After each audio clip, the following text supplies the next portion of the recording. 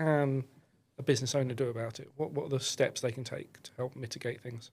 I guess in terms of the steps, it's communication to a professional such as Kirk Rice.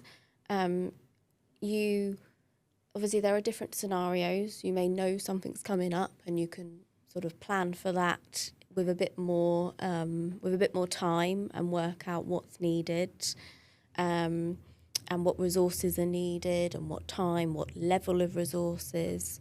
Whereas sometimes, as Kirsty says, it's a bit of a, oh gosh, something's happened quite quickly, and what do we do about it? But equally, it's the same discussion. It's still, okay, let's communicate that as early as possible and talk to the business, work out what they need, and work out what's missing, where we need to fill the gaps.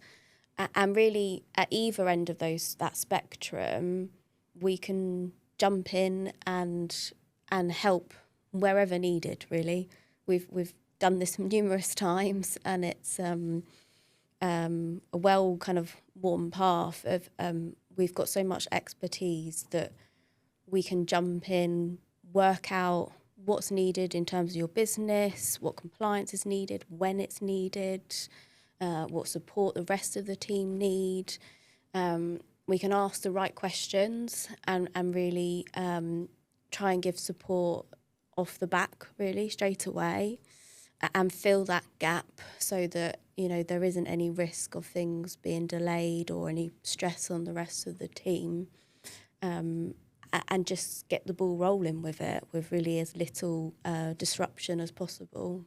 Sounds great. And I guess depending on the situation, there's different levels of preparedness that Kirk Rice can help with. So obviously if it's someone's about to go off on maternity or they're going to have an operation, Kirk Rice can have the conversations with them, get the handovers, even if it's they prepared the handovers for someone else who's suddenly not available.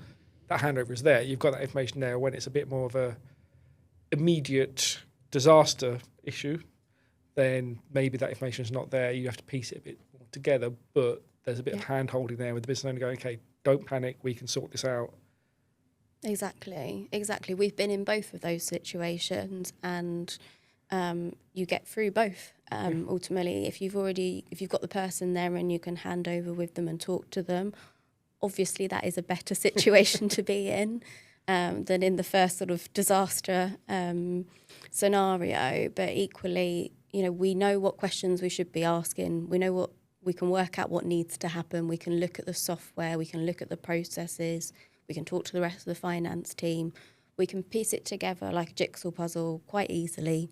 Really, you just need to have that communication with who is there, and we can do a bit of, digging into software, a bit of fact finding, and then come up with a plan and talk through that plan with the business and what that means. Whether that is a person, helping remotely for a little bit every single day, whether that is something more senior that's a finance director and you need a more senior person come in and have that presence and be able to support the team.